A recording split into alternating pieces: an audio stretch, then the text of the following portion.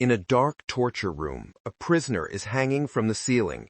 A bright bulb burns directly above his head. Chains bind his hands. His entire body is covered in wounds and blood. Even his legs are tied so he can't resist. A fly sits on his face, sucking blood, slowly crawling across his skin. Yet the prisoner looks completely calm, as if none of it matters. After so much interrogation and torture, the first word that comes out of his mouth is food. The head officer is shocked. One of the torturers scoffs. Maybe the South Korean army feeds their spies, but we don't. The prisoner says, "If you give me a little food, I'll tell you everything you want to know. I'm starving." The head officer asks, "Really?" He nods. "Yes, just give me some food and I'll confess everything. My purpose, how I got here, all of it." The officer accepts the deal. He'll get food, but in return, he must talk. The prisoner begins. "I only joined the army to survive, but now I'm going to die of hunger anyway." The officer orders someone to bring food from the kitchen. When a subordinate questions him, the officer snaps and shuts him up. "We have to hand this prisoner over to our superiors tomorrow. If we don't get anything out of him, they'll take all the credit." The prisoner is lowered to the ground and served food. He's given a spoon and chopsticks, though his hands are still chained. He grips the spoon between his fingers and starts sipping the soup. "This soup doesn't taste like anything," he says. Then he picks up a chopstick and adds, "Military food has always tasted like garbage." A subordinate says, "Worry about the taste later. First, start talking about yourself." Suddenly, that same chopstick shoots straight into the head officer's skull. The officer doesn't even understand what happened at first before collapsing onto the table, dead. The remaining soldiers freeze in shock, unable to process it. The prisoner calmly says, "Food taste matters." Now holding the second chopstick, he takes down every torturer rushing toward him, killing them all with that single stick. Then he introduces himself. "I'm a senior intelligence sergeant. My name is Do Janggon.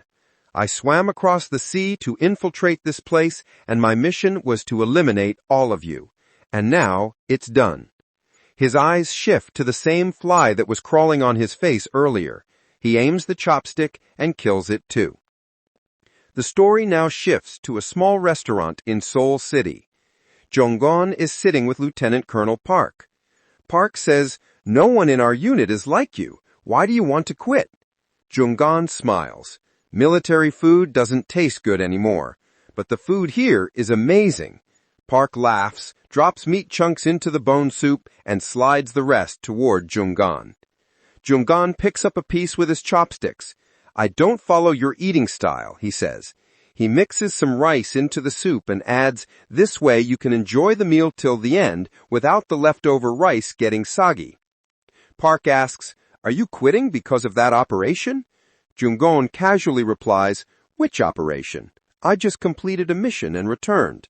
Park clarifies, "The one where you were the only one who came back, yet you didn't fail." Janggon stays silent for a moment, then simply says, "Thank you." Park adds, "You helped me a lot. You gave me a way to live." Park tells him, "You did everything right. I hope people recognize your abilities, even if you quit now." 1 year later, at a construction site, 2 workers praise Janggon. "This guy is insanely efficient. He's an expert at lifting heavy loads and digging." During lunch break, Janggon goes to the bank. A girl at the counter is helping an old lady. She notices Janggon and smiles at him. That's where it all started, 1 year ago when he began working at the construction company. After his first salary, the owner advised him to save for the future. Janggon didn't know what he wanted for his future, but during lunch break he went to a nearby bank anyway. That's where he first saw Siona, and he fell in love at first sight. After that, he went to the bank every day during lunch just to see her. He learned that Siona came from a poor family and had taken a job right after high school. Janggon told her he used to be a soldier. She asked him if he hadn't saved money while in the army. He said he had, but he gave all of it to the families of soldiers who died in the war. Now he was working hard again to save up. Today, too, he was at the bank to deposit money. Siona laughs and says, "Deposit money once a month. It's not necessary to come every day." Janggon answers, "I don't mind. I get to see you every day. That's enough." He had found a reason to live again, yet he still struggled to truly enjoy life. In the next scene, he's lying on his sofa listening to the news. Old memories haunt him, how he learned every possible skill since childhood and survived high-difficulty missions. Then there's a knock at the door. Who is it? A voice outside replies, "Are you First Sergeant Janggon?" He opens the door slightly. "Who are you?" Everything begins when the man at the door introduces himself as Taemoon. He says he and Janggon used to work together. Janggon is shocked to see Taemoon looking stylish, an expensive watch, branded clothes, everything classy. He asks how he found him. Taemoon says he searched everywhere and finally did. Then he gets straight to the point. He has a job for Janggon. Janggon asks, "What kind of job?" Taemoon smirks, "The kind you're best at." Janggon immediately becomes serious. "I'm not dirtying my hands for money again." Taemoon reassures him, No killing, just teaching someone a lesson."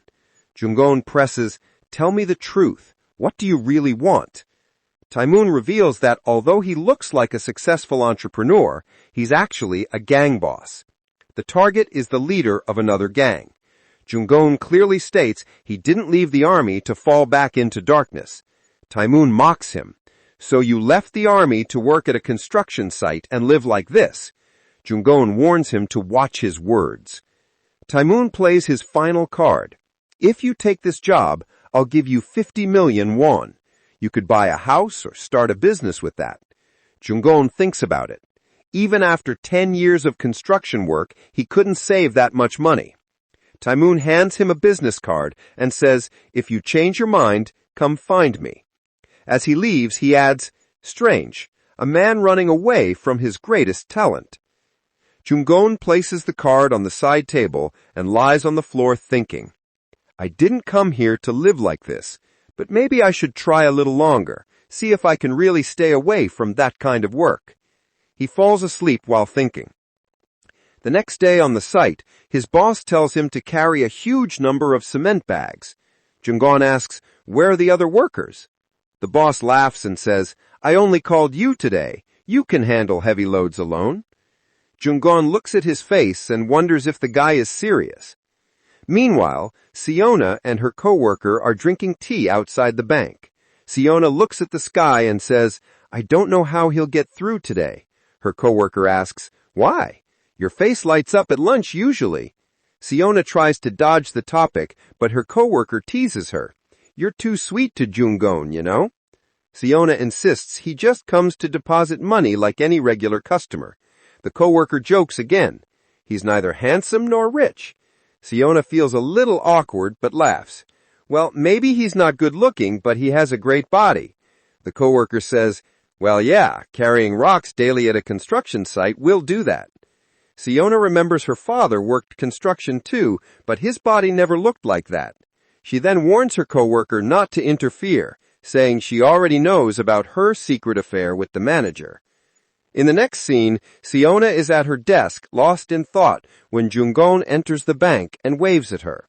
She wonders how he arrived so early. It's not even lunchtime yet. Janggon says, "I'll be busy today, so I came early." Siona asked if he was there to deposit money. He smiled. "No, I just came to see you. I'm heading somewhere for work." He waved goodbye and said that when he returned, he'd deposit a lot of money. Siona's cheeks turned slightly red. Did he really come just to see me? Janggon then bought a ticket for Daesan and boarded the bus to meet Taemoon. Sitting inside, he looked at the business card and thought maybe doing this would make things better. When he arrived in Daesan, Taemoon and his driver were already waiting. As soon as he got in the car, Taemoon showed him a photo. The target's name was Guan Ho. He explained that the two of them were fighting over the rights to casino slot machines. But according to the rules, he couldn't kill Guan Ho himself or he'd lose the rights. That's why if an outsider, someone unrelated to the case, neutralized Guan Ho, things would go smoothly. But he warned him. Guanho knew someone would come for him, so he was heavily guarded. They would wait until his guard was down. Janggon looked at his watch and asked the time. Taemoon, a bit confused, replied that it was already past noon. Janggon smiled and said they still had until 4:30, bank closing time. He confidently said they should go meet Guanho now, and he'd finish the job before the bank closed so he could deposit his money. Taemoon laughed, saying if he went now he'd have to fight full security. Janggon replied with just one line, "That's fine. I've survived tougher missions." He casually told Taemoon not to worry. Taemoon took him to a hotel where Guanho and his men were eating lunch. He warned Janggon that the guy who always stayed with Guanho wasn't just any guard. He used to be a Sirim, Korean wrestling athlete. Janggon smirked slightly and asked what the restaurant's best dish was. The driver said their fried dumplings were famous. Janggon said, "Okay, I'll be back soon," and stepped out of the car. Inside, Guanho was enjoying his meal with his men. Janggon sat at a corner table a short distance away, with steaming fried dumplings in front of him. He mixed soy sauce and vinegar in a 1-to-1 ratio, sprinkled red pepper powder on top, dipped a dumpling, and took a bite. The moment he tasted it, he thought, "Thank God, this tastes amazing." But in that calm moment, he suddenly picked up his glass and threw it toward Guanho's direction. It shattered against the wall. Guanho's big man angrily asked what his problem was. Janggon coolly replied that the sound of his boss chewing was irritating him. He was trying to get into the mood for a fight. Guanho stared at him in shock and signaled his men, "Teach him a lesson." All the thugs rushed at Janggon. Moments later, the restaurant floor was covered with spilled food, broken furniture, and injured bodies. Only Janggon stood, hands in his pockets, while Guanho leaned against the wall, completely beaten. Guanho asked in disbelief who he was and how someone like him existed in this field without him knowing about him. Janggon smirked and said he was just an outsider who got irritated easily. Blood dripping from his nose, Guanho asked who sent him. He said he'd pay him double whatever the other guy offered. Janggon thought, so he gave me 50 million won. This one would pay 100 million won. Wow. Guanho insisted money didn't matter, but before he could finish, Janggon interrupted, asking what he meant. Then he sensed someone behind him, the same huge bodyguard, holding a stool ready to attack. As the man swung, he blocked it with his arms, feeling a sharp pain like something had fractured. The guard tried again, but Janggon countered with a swift kick straight to his center. The bodyguard screamed in pain and collapsed unconscious. Janggon turned back to Guanho and asked what time it was. "It's already 4:30.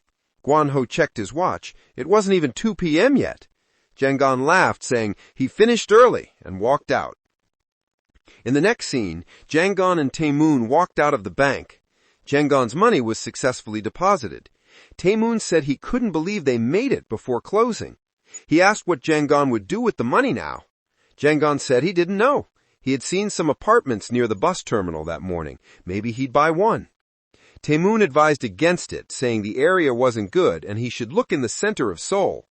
Janggon said everyone was investing in stocks, so maybe he should try too. Taemoon asked which stock, then recommended H Electronics, saying they powered the whole country and would never go down. Janggon replied that some electronics sounded good too. The new chairman seemed smart.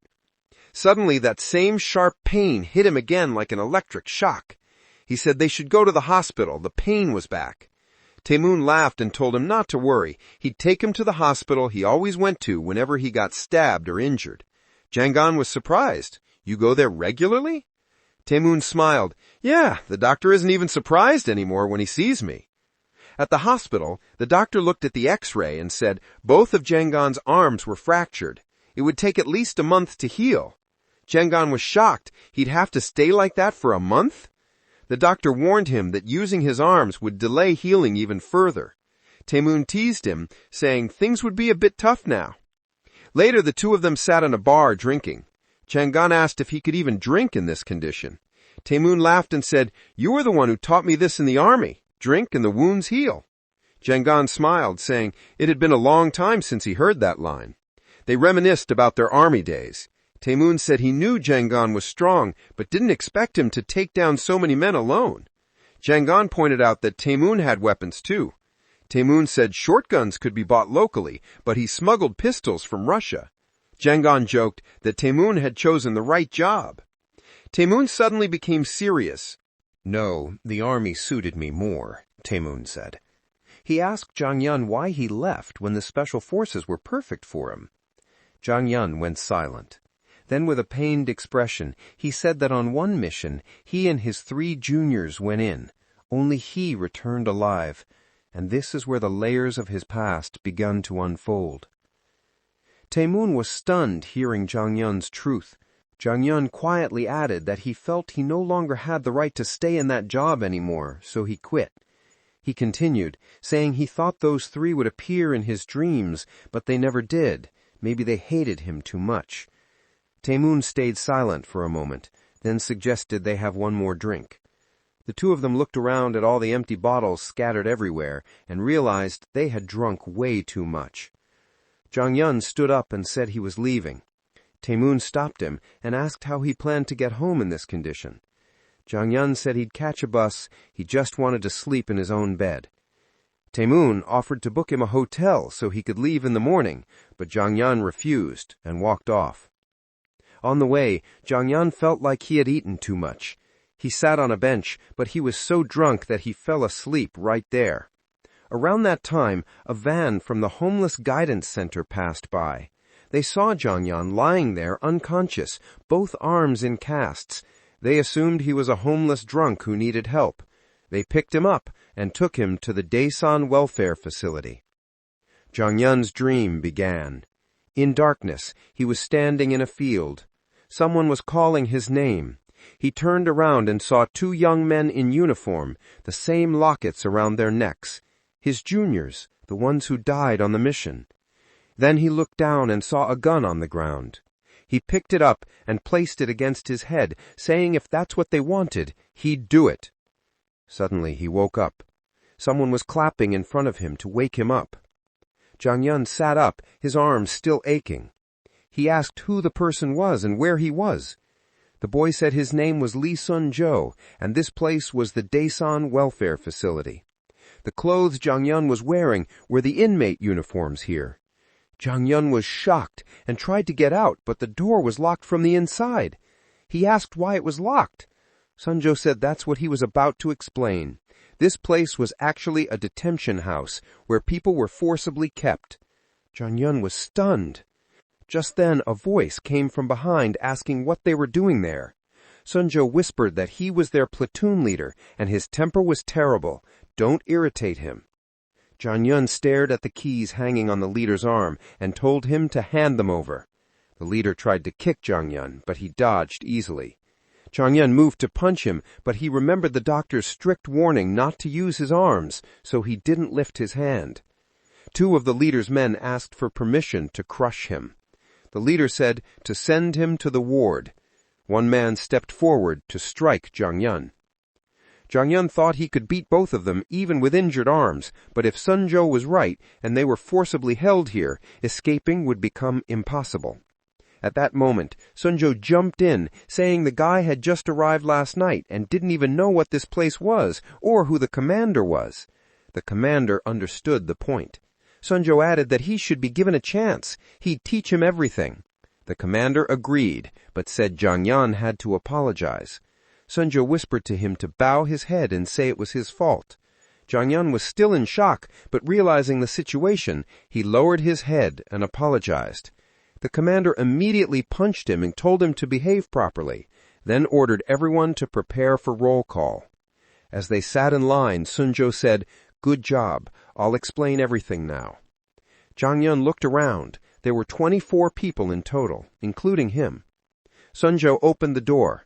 While they were walking out, Jang Yun asked where they were going. Sun-jo said, "Breakfast." The moment he heard breakfast, Jang Yun became a little excited. But as soon as he saw the environment, he thought this wasn't an army camp or a prison, but felt just like one. Everything was locked down. And this is what they called breakfast. He thought if he had chopsticks, he'd shove them between the manager's eyes, but they only got spoons. While eating, Sun-jo explained that this place was for people who were homeless. Janggon interrupted, saying he wasn't homeless. Sunjo replied that no one here actually was. The truth is, these people kidnapped anyone they could. He said they received government money for each person, and for that money, the welfare officers kept people imprisoned. Janggon was shocked. Who would treat human beings like this? Just then, 2 men entered the hall, well-dressed, arrogant-looking. Sunjo whispered that these were the ones. The one with glasses is Guang, the vice president, and the tall one is Yum, the general manager. For Janggon, this place had now turned into a new mission, a system enslaving humanity. He stared tensely at the 2 suited men, realizing an inspection was going on. Guang, the one with glasses, walked up to him coldly and asked how he got the injuries on his arms. Sunjo quickly said he was a new inmate who arrived last night. Guang narrowed his eyes and asked if someone in that condition could even stay at the welfare facility. Sunjo politely smiled and said he was looking after him and would teach him everything. Guang nodded in approval. Sunjo immediately said he wanted to become the honor student. Guang gave a small, smug smile. He understood Sunjo's true motive. Then he turned to Janggon and asked how the food tasted. Janggon looked straight into his eyes and said in a flat tone, "Terrible. This food isn't fit for human beings." Guang paused for a few seconds, his face darkening. "What did you say?" Sunjo's face fell. Everything had been going smoothly, and now it was collapsing. But Janggon didn't stop. He said everything was rotten, and this wasn't how humans should be fed. In the next instant, Guang lifted the food tray and dumped it over Janggon's head. Then he slammed the tray onto his skull, growling that he should be grateful to even be given food. Rage burned in Janggon's eyes, but with fractured arms, he couldn't do anything. Guang yelled to Sunjo to teach him properly and walked away. Sunjo sat beside him while Janggon, humiliated, tried to clean himself with his broken arms. Later, Janggon and Sunjo were seen outside brushing the ground, the task assigned to them. Janggon muttered angrily that his clothes were still not dry and he had to wear damp ones. Sunjo calmly said they would dry under the sun and he should be thankful it didn't happen after bath time. But Janggon was still boiling inside. Treating people like this was unethical. Just then, an old bald man approached, holding clothes, clearly another inmate. He said the new guy was absolutely right. Janggon noticed his strange way of speaking. Sunjo addressed him as Your Excellency. Janggon was startled. Who was he calling president? Another inmate rushed over, shouting that Your Excellency still had laundry to wash and what he was doing here. Your Excellency snapped angrily, asking why he always had to do everything. Janggon asked why they called him that. Sunjo replied that he wasn't pretending. He truly believed he was the president. Sunjo explained the man returned from the Vietnam War and his mental state deteriorated afterwards. He gets scared when he sees the bald president on the news because he's going bald himself and doesn't look in mirrors anymore. Janggon took a deep breath. It was terribly unfortunate, everything the man had gone through. He asked Sunjo how he knew all this. Sunjo said his friend had been held here too. He told him everything, but then he died from an illness. Janggon was shocked. Sunjo quietly said, "People die here. Some die from small illnesses, some from the staff, and some from the platoon leader's beatings." Sunjo continued, asking if he remembered when the leader said he would send him to the ward. The ward didn't mean treatment here. They simply left people there until they died. Janggon clenched his teeth.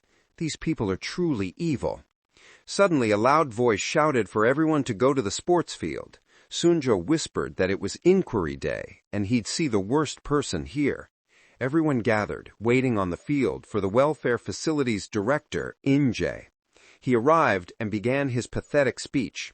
He said that every tree in this world had some kind of value, and humans were the same, but all of them were useless, twisted, unattractive trees.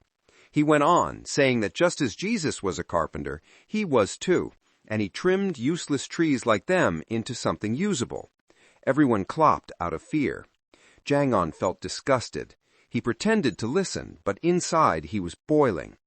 He observed the entire facility structure, a mountain cut in half to build the base, tall walls on all sides, one main gate, and one edge where the mountain dropped into a cliff. There was no wall there, but escaping was impossible. His injured arms and the security guards everywhere made sure of that. Injae stepped off the stage and hugged his two sons, Guan and Yum, thanking them for running the facility. But for Janggon, this place was a prison wearing the mask of welfare, run by devils in suits. Guan stepped on stage and announced the name of the honor student. Hope lit up in Sunjo's eyes. He thought maybe this time it would be him. Janggon asked what honor student meant. Sunjo excitedly explained that the one sent home was called the honor student. Guang announced the name, Du Young. He brought him on stage and told him to say something.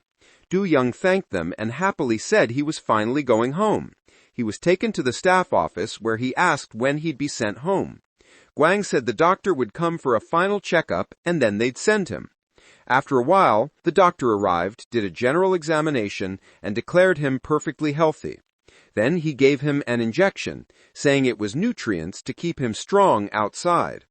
The next minute, Du Young collapsed unconscious. Two men picked him up and carried him out. Guang told them to remove his clothes. They would give them to the next guy to save money. The doctor stared, shocked that even in a situation like this, they were trying to save money. Guang mocked him, saying he wasn't like him, someone who gambled all his money away and now works under him. He warned him to shut up. Now, Du Young lay unconscious in an operating room. The doctor asked his assistant about today's order. He replied, liver and kidney. The assistant asked if they shouldn't give gas. He might wake up. The doctor snapped at him to just do as he said. Suddenly, Du Young woke up, sat up, and asked where he was. The doctor calmly said they were just examining him and told him not to be scared. Du Young punched him hard and ran out. Hearing the noise, the general manager rushed in, struck Du Young in the face, dragged him back into the operating room, and shut the door. Elsewhere, Tai Moon and his informant were sitting in a restaurant. The informant said Guan Ho and his entire team were hospitalized. Their organization was completely shut down. Congressman Choi's office had granted them the rights to the slot machine business. Tai Moon put his ball down, laughing, saying he'd definitely have a hangover today. The informant said Choi found out everything in one day and immediately approved the deal. Tai Moon laughed, saying Choi was clever. That's why he became a parliament member. The informant asked if it would be a problem for him to cut the ribbon at the slot machine opening. Eating fried dumplings, Tai Moon remembered when Janggon asked the restaurant's special dish. He smiled, thinking the dumplings really were great. Then he wondered whether Janggon made it home safely. His arms were fractured. Meanwhile, at the Daesan Welfare Facility, Janggon was capping shampoo bottles. Sunjo asked why he hadn't told him his name yet. Janggon casually replied that his name was Janggon. Sunjo then asked what kind of work he did outside. Thinking for a moment, Janggon said he did anything that required physical strength. Sunjo asked if his arms were injured at that job. Janggon remembered the big man who had hit him with a chair and said yes. The platoon commander arrived and asked if talking was necessary while working. Sunjo panicked and apologized.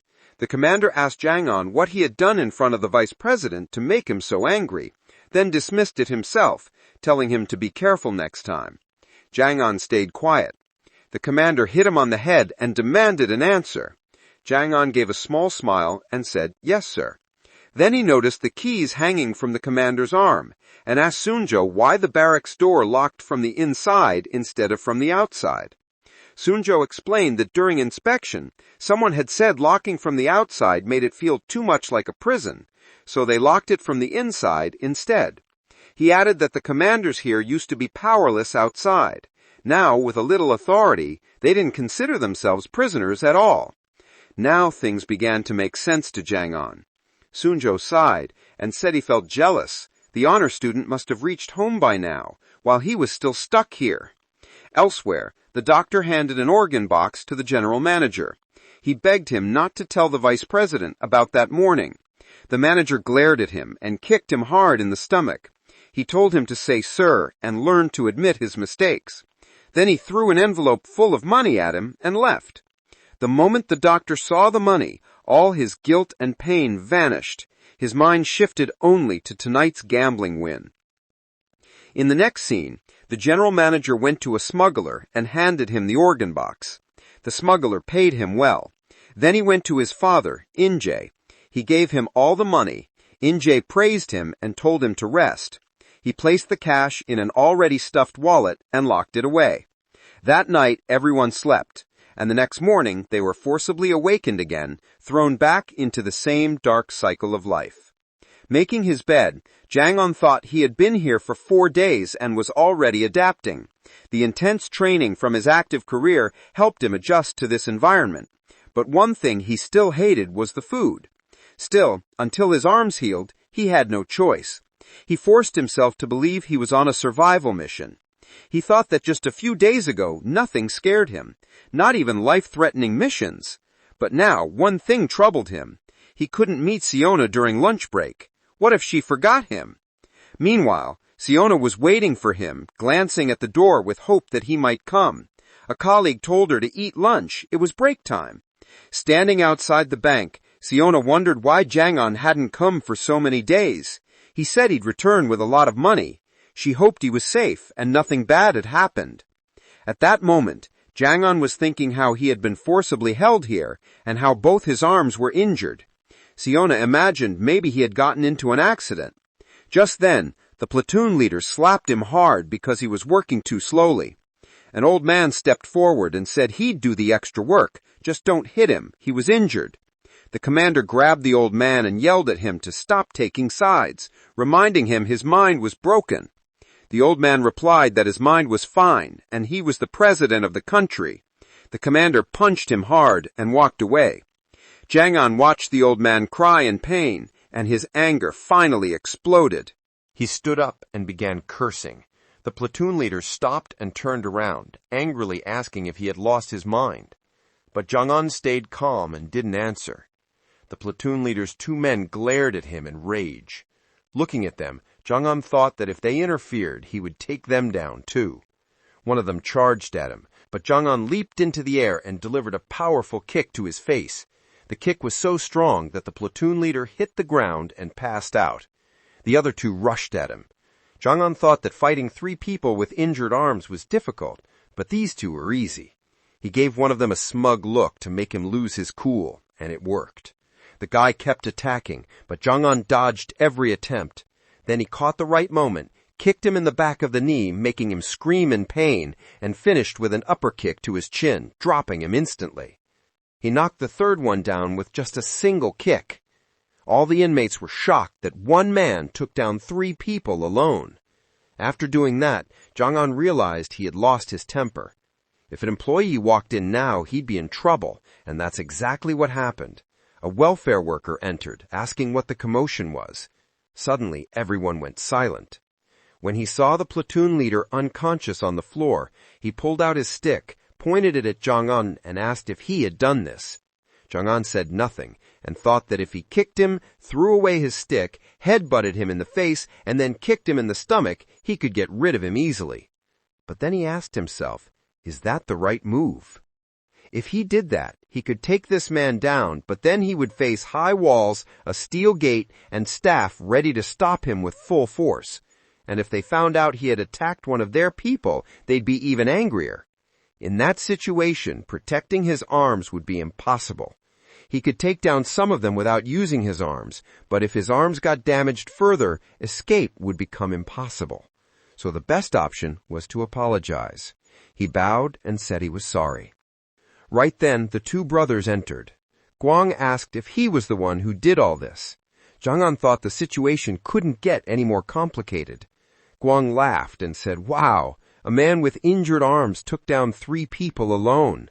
I thought he was just an idiot who complained about food, but he turned out to be more than that."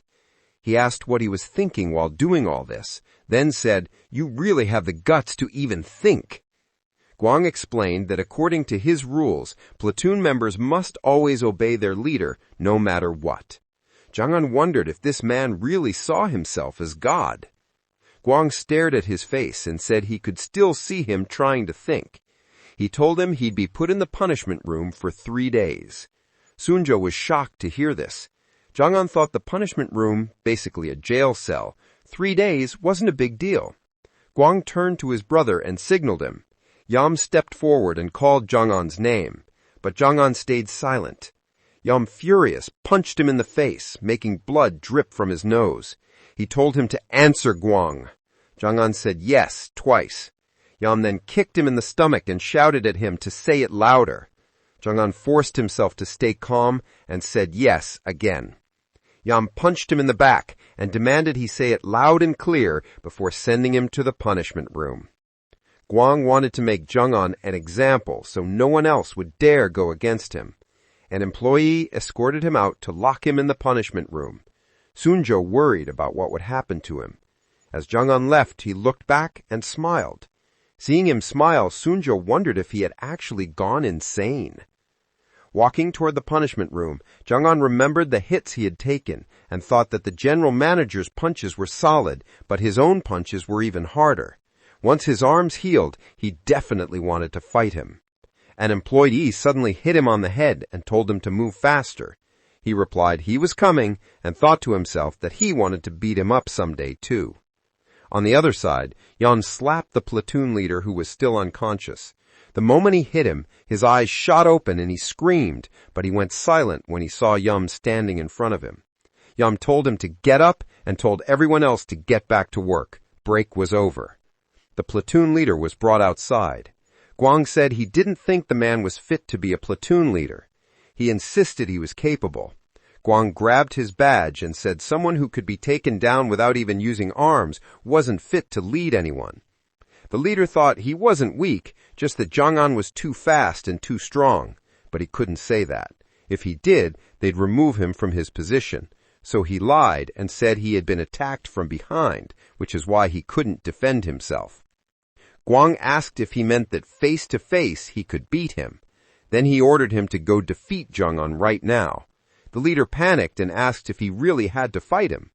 Gwang said how could he lead a platoon when a man with injured arms knocked him down in front of everyone? He revealed that he had sent Janggon to the punishment cell for 3 days. Hearing this shocked even the leader.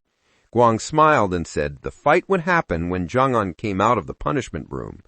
Now the leader understood that Janggon was deliberately sent there so he would be physically and mentally weakened, making it easier to beat him later. Gwang patted his shoulder and asked if he could handle the task. The commander quietly said yes. As Janggon was taken down to the basement, he saw a huge cell with several small rooms inside. He had imagined the punishment room to be solitary confinement, but he didn't understand why they had built multiple rooms here. Then a man opened a tiny room and told him to get inside. It wasn't a room at all. It was a locker, barely big enough for one person. He wondered if they really locked innocent people inside such tiny spaces as punishment. The employee yelled at him and pointed his stick toward his arm, threatening to break it if he didn't get inside quickly. Janggon squeezed himself in. He couldn't even stand properly. The door slammed shut. The entire cell was filled with darkness and silence. Janggon thought back to his military training, where he had been prepared for all kinds of torture, including being captured by the enemy. There was a torture chamber where a person couldn't sit, lie down, or sleep. In that painful position, eating, drinking, or even using the bathroom was impossible. That torture was used to break someone physically and mentally. But how could they apply this to civilians? The worst part was that he had to spend 3 days here. It was his first night in the torture chamber and his 5th night in the Daesan Welfare Facility. The 6th day began when the sun lit the sky, but Janggon had no sense of time. He felt maybe a day had passed. Exhausted, he kept drifting in and out. He wasn't sure if he actually slept or just closed his eyes, but above everything else, he was starving. His tongue kept repeating one word, food. Meanwhile, in the 3rd platoon hall, Sunjo was being beaten badly by the platoon leader. Everyone watching was frozen with fear. Sunjo cried in pain. He wasn't used to taking such beatings. The platoon leader yelled that he knew Sunjo had helped Janggon while he was unconscious. So, how does it feel now, getting beaten up for taking his side? Sunjo tried to say something, but the platoon leader silenced him with a kick. He cursed the rest of the inmates too, saying they had all rebelled together but were now acting as if they knew nothing. He grabbed Sunjo by the hair and dragged him, saying he would show him what happens to anyone who goes against their leader. He kneed him in the face, threw him to the ground, and stomped on him with his boots. Your Excellency tried to stop him, asking why he was being so brutal, but the platoon leader kicked him as well, knocking him onto Sunjo. His two helpers kept kicking them and called them informants. The scene shifted to the director's office, where Injae was stuffing money into shoeboxes. He filled bags and said these were bribes for government workers. He prepared 3 bags, saying each had the same amount and that they just needed to be distributed. Guang said Yom should go with him this time.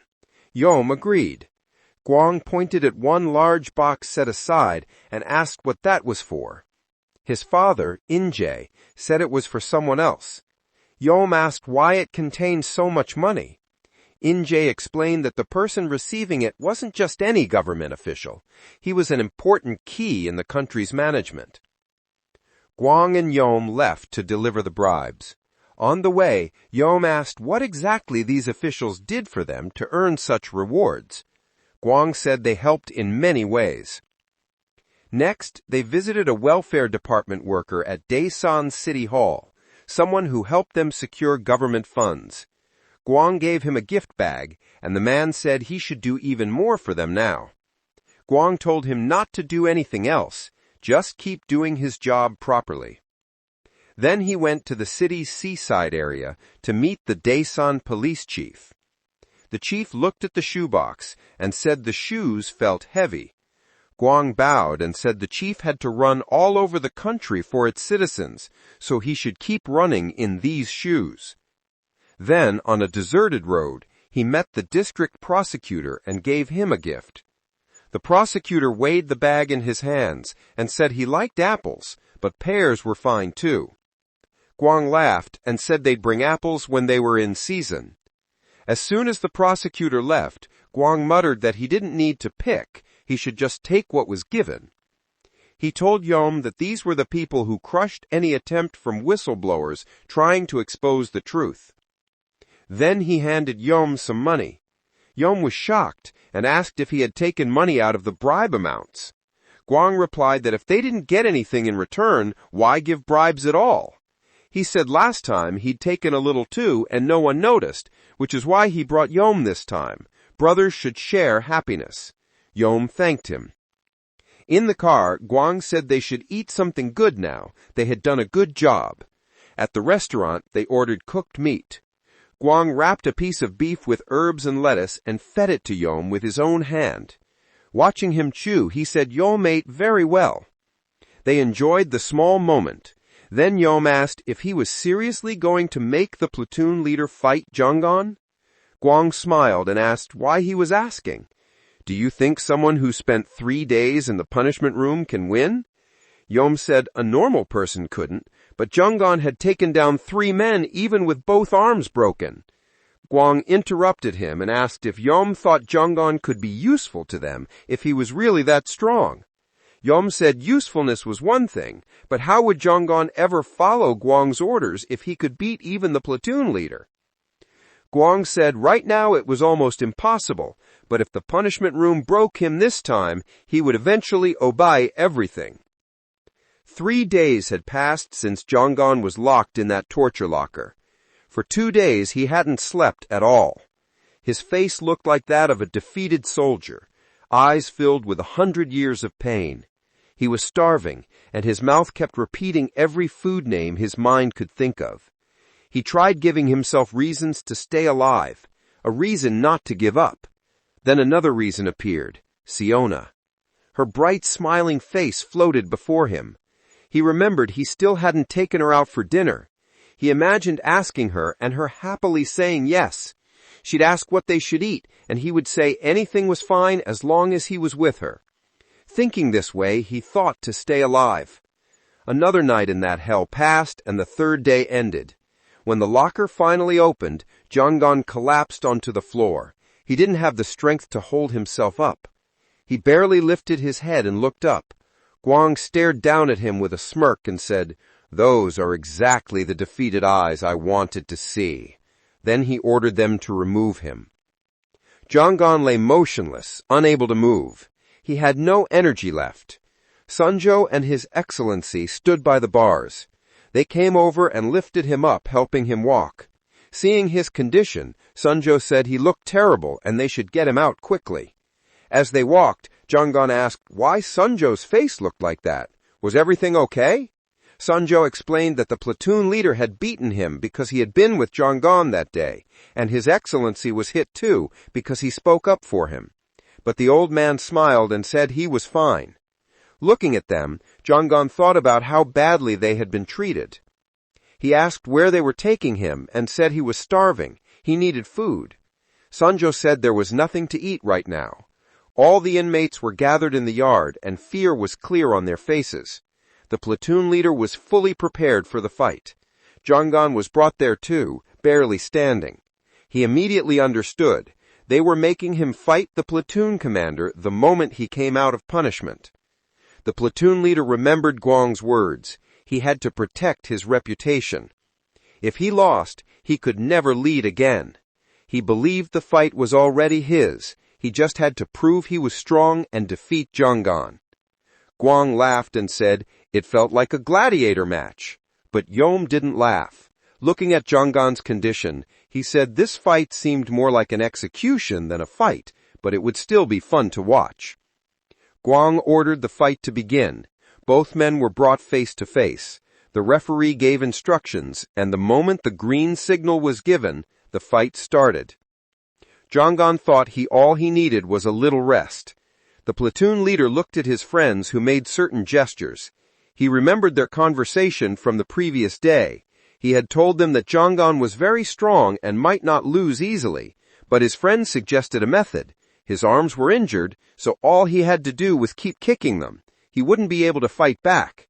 The platoon leader had admitted it was a cheap trick, but it could win him the fight. The fight began, and the platoon leader charged at Janggon, screaming. Janggon didn't even move from his spot. He no longer had the will to fight. "Just hit me. End it. End everything," he thought. But then he remembered his injured arms, and he realized this fight wasn't going to end the way he wished. As soon as the platoon leader swung a kick toward his arm, Janggon leaned back and dodged it. The platoon leader was stunned. Janggon turned and delivered a powerful back kick straight to his stomach. The platoon leader screamed in pain, his face turning red. Yam was shocked by the kick and wondered if Janggon had trained in martial arts. Guang's jaw dropped. His laughter stopped instantly. Tears and spit leaked from the platoon leader's eyes and mouth. He wondered if Janggon had really just come out of the punishment room. If so, how was he still this strong? Janggon looked at Sunjo and His Excellency, both beaten that day for supporting him. The sight ignited even more rage and revenge inside him. Now his eyes were locked onto the platoon leader, who finally understood what was about to happen. The moment Janggon's kick struck his face, the leader's nose snapped and blood gushed out. He collapsed instantly. It was as if every eye in the yard forgot how to blink. Everyone stood in complete shock. But Janggon wasn't done. He kept kicking the man's face over and over. The platoon leader's followers were trembling, unable to even watch. Sunjo, excited now, began cheering again. His Excellency smiled too, saying he always believed in Janggon. The platoon leader looked half dead, foam forming at his mouth. Janggon walked up to Guang and asked, "Satisfied now?" Guang laughed and said, "You're a very entertaining guy." "Yes, now I'm satisfied." Janggon was about to say something when his eyes suddenly closed on their own and he collapsed. The referee rushed over to check on him. Guang asked, "What happened to him?" The referee looked at his face and answered, "He's sleeping." Guang burst out laughing. "This guy is truly entertaining. I've got a fun idea for him." Meanwhile, Janggon slept peacefully. Suddenly, his eyes opened. Sunjo was beside him, excited that he had regained consciousness. Janggon looked extremely weak and could barely open his eyes. In a faint voice he asked, "What happened?" Sunjo casually said, "You fell asleep, so I brought you here. And yeah, I skipped work today so I could stay with you." As Janggon tried to get up, he noticed a ribbon and keys tied to his arm. He asked what they were. Sunjang told him the vice president had made him the new leader of the 3rd platoon while he was asleep. Shocked, Janggon asked if he was serious. Meanwhile, in the office, Guang and Yum were talking. Yum looked uneasy. Guang brewed tea, 2 spoons each of tea, sugar, and milk. He gave Yum a cup and warned him it was hot. As Yum sipped it, he asked what Guang had been thinking earlier. Guang pretended to misunderstand. "You don't like the tea? I think it tastes fine." Yum said, "I'm not talking about the tea. I'm asking why you made Janggon the platoon leader." Guang replied, "First and most important, the old leader was even weaker than I thought, and Janggon was even stronger than I expected. So when the time comes, he'll be useful." Yum said, "Janggon didn't fight like a normal inmate. He fought like a trained professional. He said if Janggon's arms healed completely, they might not be able to control him." Guang asked, "Don't you know?" Yum asked, "What know?" Guang said, "It only takes 1 employee to control an entire platoon. Doesn't that seem strange to you?" He told Yum to imagine. If 20 or 30 inmates all attacked 1 employee together, the employee would lose physically. Yet no inmate ever crossed the line. Why? Yum suggested 2 reasons. They snitch on each other. They think if they try anything, more employees will arrive and throw them into the punishment room. Guang shook his head. That's not the real reason. The real reason is fear and a sense of helplessness. That's what controls them. He gave an example. In Southeast Asia, baby elephants were tied and beaten with iron hooks so they would fear humans.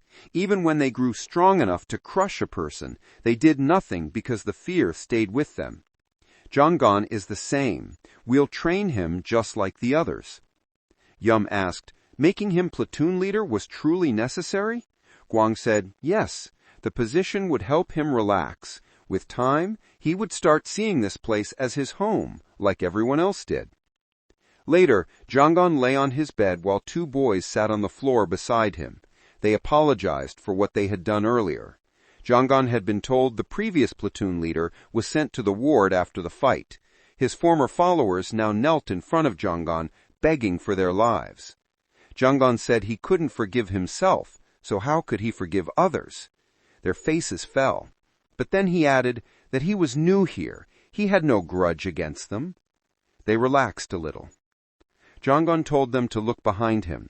"You're apologizing to me, but the real apologies should go to those inmates glaring at you, ready to take revenge." He yawned and told them to figure things out among themselves as he was about to go back to sleep.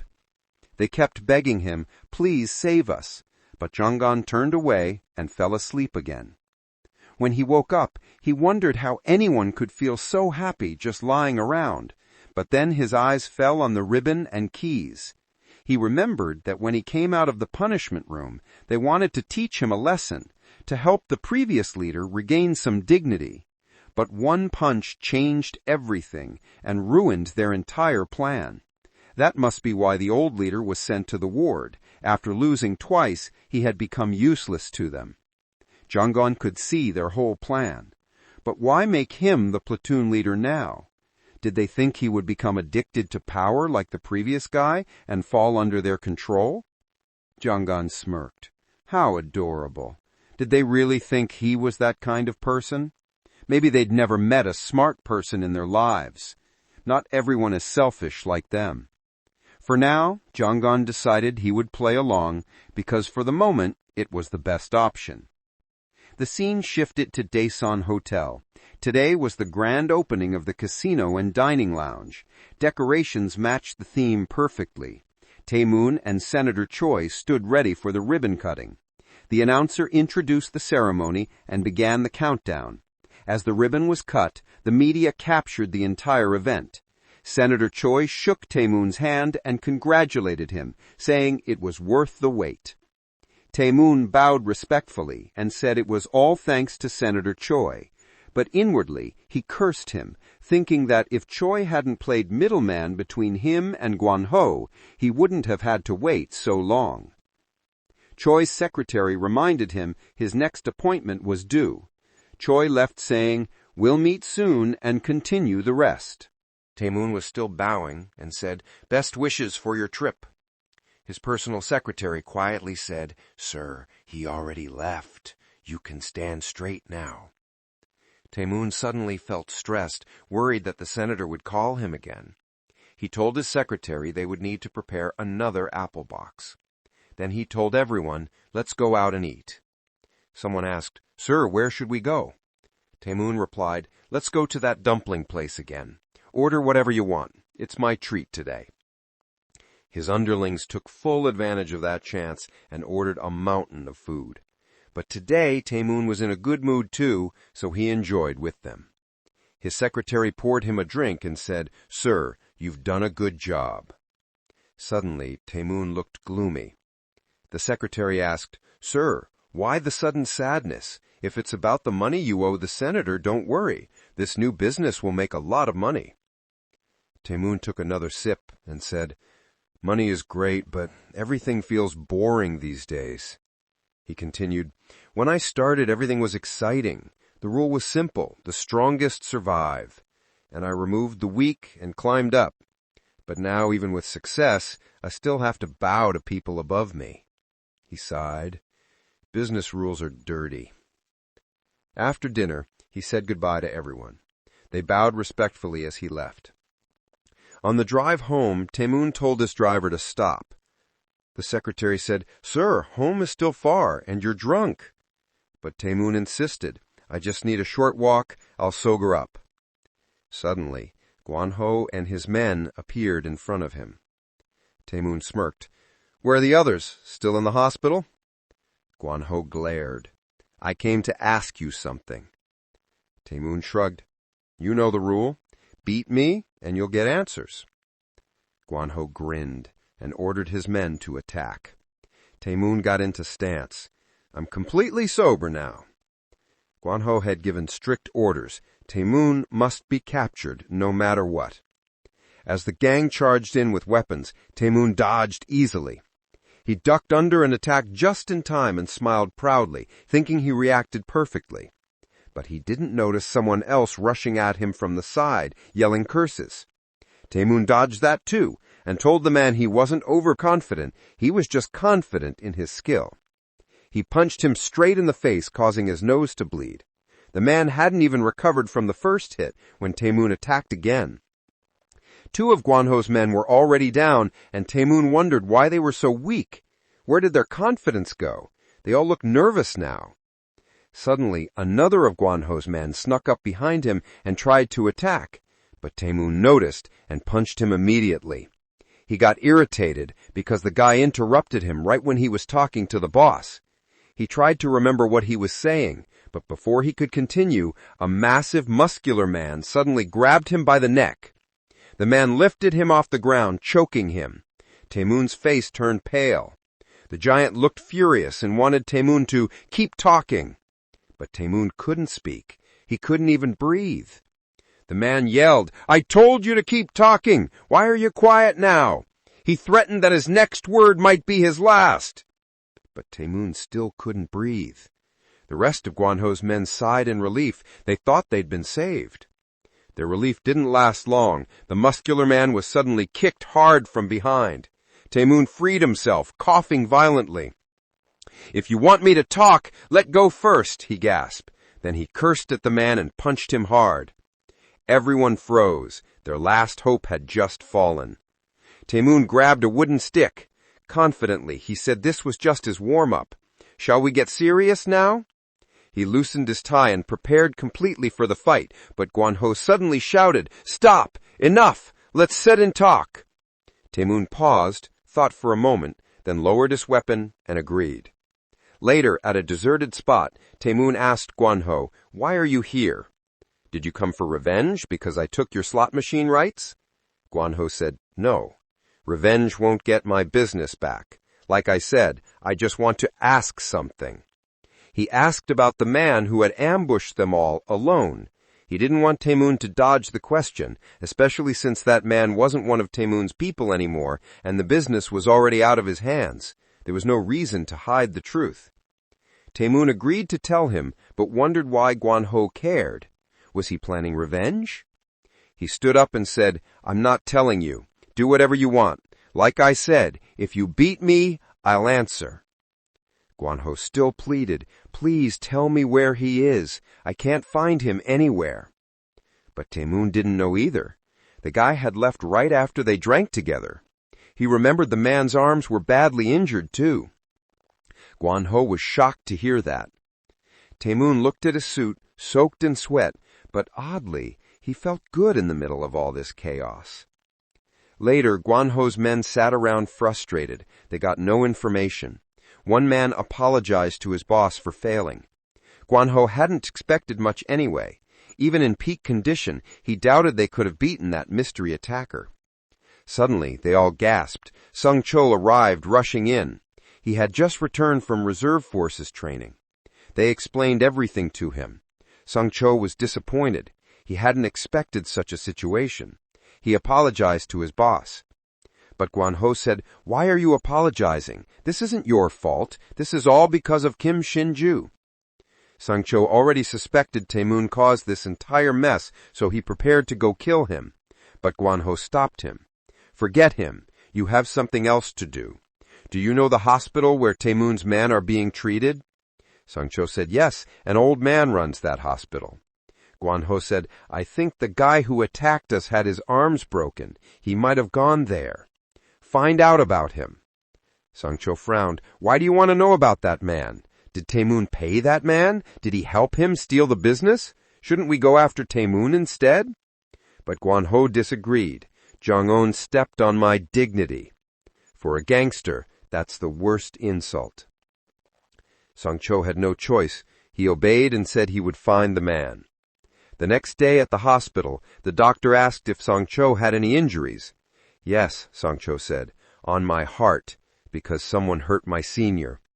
Then he grabbed the doctor's face and slammed him onto the table. The terrified doctor blurted out the name. The man's name was Jang-on. Sung Chul asked for a social security number and address. The doctor said he didn't know. I don't keep information on patients Mr. Joel brings in. Sung Chul immediately called Guanho and updated him. Guanho grew frustrated. They only had a name. They also learned the location of a bar where Jang-on and Taemoon had drunk together. Sung Chul went there and told the bartender 1 bottle of soja and 1 udon. Then he asked, Have you seen a man whose both arms were in casts?